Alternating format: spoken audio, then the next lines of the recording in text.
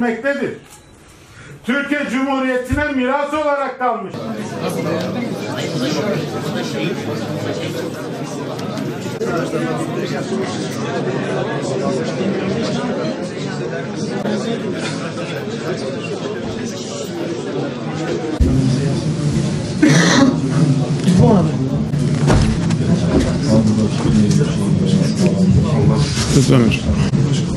Evet, selamünaleyküm. Değerli arkadaşlar, değerli basın mensupları, bugün çok fazla gündeme getirilmek istenmeyen Doğu Türkistan'la ilgili bir basın toplantısı düzenleyeceğiz. Arakan'da o kadar büyük katliamlar oldu, çocuklar yakıldı, kadınlar işkence gördü, erkekler hiçbir şey yapamazsa ağlayarak seslerini dünyaya duyurdular. Ama Doğu Türkistan'da yapılanlar o kadar gizli, o kadar saklı, o kadar şiddetli ki erkeklerine dahi ağlama hakkı verilemiyor. Ve seslerinin çıkarılmasına izin verilmiyor. İşte böyle bir ortamda biz bu basın açıklamasını yapmak istiyoruz. Bu masada bugün niçin Doğu Türkistanlı derneklerimiz yok? Özellikle biz gelmelerini istemedik. Çünkü Doğu Türkistanlı derneklerin söylediği her şeyi bazıları şartlı ve abartılmış olarak yansıtıyor. Bu Çin'in bir propagandasıdır. Yine burada şunu belirtmek isterim ki Doğu Türkistan konusu gündeme geldiğinde sizin de son günlerde fark ettiğiniz gibi özellikle sosyal medyada ve bazı medya kuruluşlarınca siz Amerikacı mısınız? Amerika'nın yanında mı yer alıyorsunuz da Çin'le ilgili Doğu Türkistan meselesini gündeme getiriyorsunuz diye yaygara yapıyorlar. Şimdi basın mensuplarına rica ediyorum. Şu sözüme dikkat etsinler. Biz Amerikacı değiliz. Ve Amerika emperyalizmini de lanetliyoruz. Kudüs'ü sözde devlet, işgalci devlet güya İsrail'in başkenti ilan eden Amerika'yı lanetliyoruz. Ve Amerika adına da hiçbir yerde konuşmuyoruz. O nedenle Doğu Türkistan'ın hakkını savunurken birileri eğer bize Amerikacı diyorsa onları da lanetliyoruz. Biz burada ne Amerikacıyız ne Çinciyiz. Biz Doğu Türkistan halkına yapılan zulmü kınıyoruz. Türkiye Cumhuriyeti kurulmadan önce de Osmanlı'da, Selçuklu'da Doğu Türkistan halkıyla olan dayanışma bilinmektedir. Türkiye Cumhuriyeti'ne miras olarak kalmıştır. Cumhuriyetin ilk yıllarından itibaren Doğu Türkistan halkı korunmuştur. Fakat ilk defa mevcut şartlardan dolayı Amerika'nın bölgedeki bu pis politikasından kaynaklanan şartlardan dolayı İslam dünyası sanki Çin'e muhtaçmış gibi algılandığı için Doğu Türkistan konusu bugün savunmasız kalmıştır. Oysa biz biliyoruz ki hakkın yanında yer almak mecburiyetindeyiz. Zulüm söz konusu olduğu zaman pek çok egemen devlet zulmünü yaptığı zulmü meşrulaştırmak adına bir takım mazeretler ileri sürülüyor. Çin'in bugün uyguladığı politikalarla ilgili olarak aslında ortada bir sorun olmadığı ama Amerika'nın ya da batılı bazı güçlerin ya da Çin'e karşı bir takım güçlerin bu konuyu abarttığı ve bu konuyu gündemleştirdiğine dair tezleri bize yabancı gelmiyor. Bakın mesela bununla alakalı olarak işte biraz geçmişe gidelim. Bosna'da da benzeri şeyleri duyduk. Milošević Boşnak katliamını yaptığı zaman, Bosna'da Müslümanları katlettiği zaman aslında Batı'nın bu olayı abarttığı, aslında ortada bir sorun olmadığı, sadece bazı kışkırtmaların olduğu, kendilerinin yaptığı işlerin yani Sırp devletinin güvenliğini sağlamak için olduğunu söylüyordu. İşte Hindistan Keşmir'i işgal etmiş. Burada neredeyse 70 yıldır zulmü devam ettiriyor. Buna karşı, burada uygulamalarına karşı verilen tepkileri Pakistan'ın propagandası olarak, Pakistan'ın kışkırtması olarak tanımlıyor. Esed zalimi Suriye'de işlediği insanlık suçlarını kendisine karşı dış güçlerin komplosu olarak tanımlıyor. Yani velhasıl burada Çin'in gündeme getirdiği bu mazeretçi yaklaşımın bir geçerliliğinin olmadığını vurgulaması lazım. Burada açık bir insanlık suçu var. En temelde uygulamaların asimilasyon olarak tanımlanması gerekir. Ve asimilasyon insanlık suçudur. Çin'in şu anda Çin devletinin toprakları egemenlik altında bulunduğu topraklarda yaşayan 10 milyonlarca Müslümandan, Doğu Türkistanlı Müslümanların kendilerine ait inançları var. Kendi hayat tarzları var. Ve bugün ortaya çıkmış bir şey değil. Amerikalıların onlara benimsettiği bir şey değil. Yüzlerce yıldır bu insanlar Müslümanlar ve Müslüman olarak yaşıyorlar.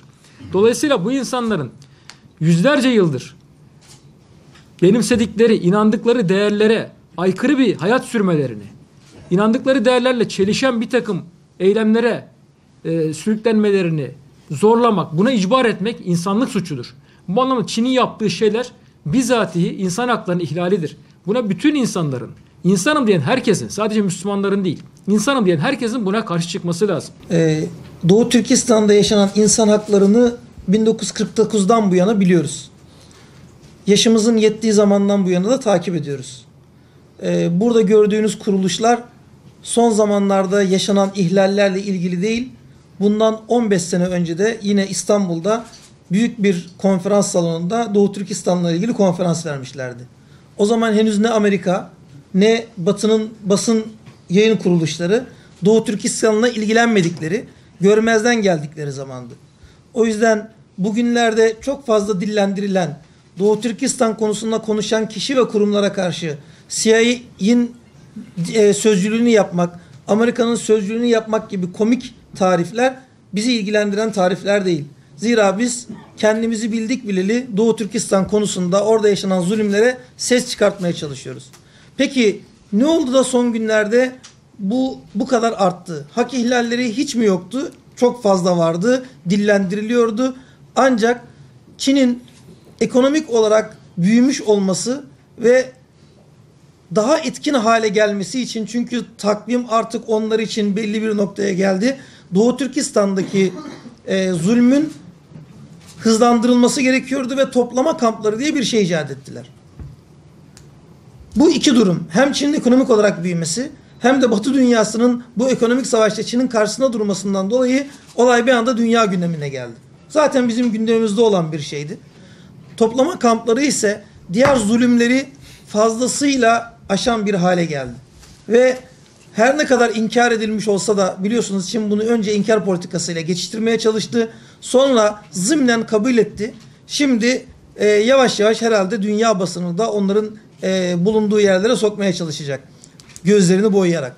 Ama inkar politikasının olduğu zamanlarda bile biz Türkiye'de yaşayan Doğu Türkistanlıların akrabaları vasıtasıyla bundan haberdardık. Birleşmiş Milletler'in 5 daimi ülkesinden biridir Çin. Bugün insan hakları ihlalleri söz konusu olduğunda Birleşmiş Milletler'in evrensel insan hakları beyannamesi söz konusu ve bu beyanname üzerinden ülkeler birbirlerini suçlarlar. Ya da insan hakları sicillerini ortaya koymaya çalışırlar. Ve bu 5 ülke Birleşmiş Milletler'in aldığı herhangi bir kararı veto etme hakkına sahiptir. Bunlardan biri de Çin'dir.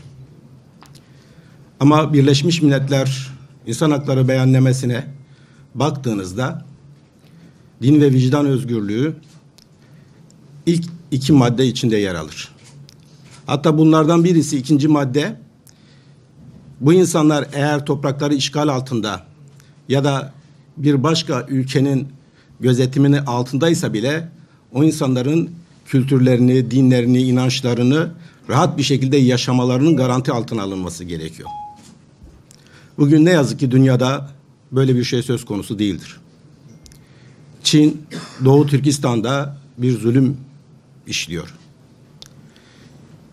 Ve bu zulüm ne yazık ki uluslararası ilişkilere, uluslararası çıkarlara kurban ediliyor.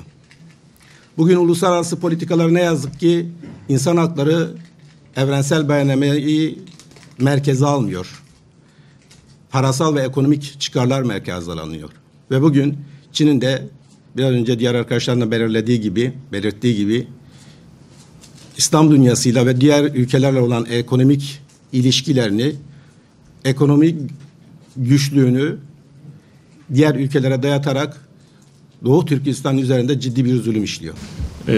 Kıymetli başkanlarım çok güzel ifade ettiler basın açıklamamızın başından itibaren Çin'in Doğu Türkistan halkına yapmış olduğu zulüm ve mağduriyetlerle ilgili gerçekten basın açıklamamızın içeriğinde de olan, burada da bahsettiğimiz, kamuoyunda da aslında dile getirilen birçok husus var.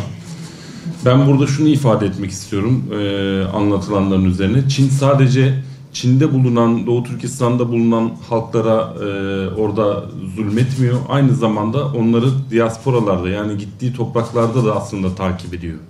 Yani bugün Çin'in zulmü sadece Doğu Türkistan'da bulunan soydaşlarımız üzerinde değil, aynı zamanda Türkiye'de bulunan Doğu Türkistanlılar üzerine de zulümleri ve baskıları devam ediyor.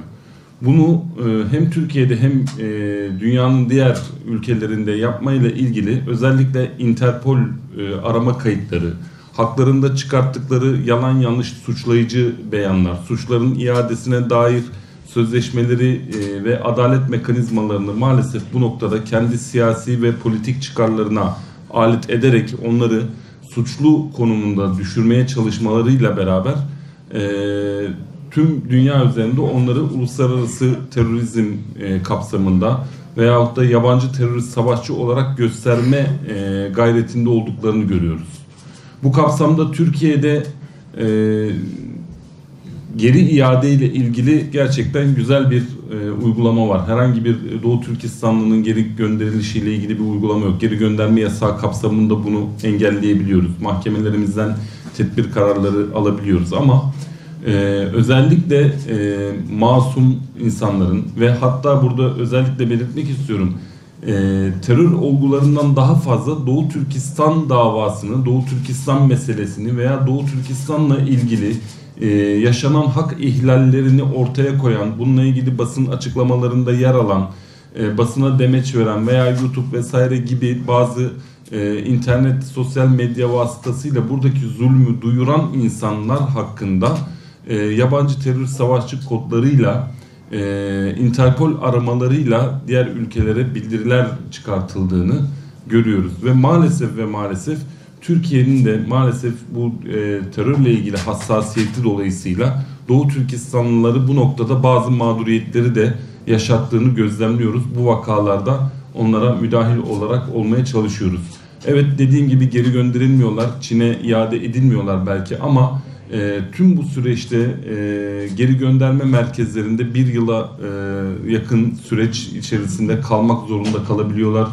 Evleri basılabiliyor. Onlara haksız bir şekilde maalesef sadece Çin'in ithamlarıyla suçlu muamelesi yapılıyor. Buradaki yuvaları, buradaki aileleri de dağıtılabiliyor.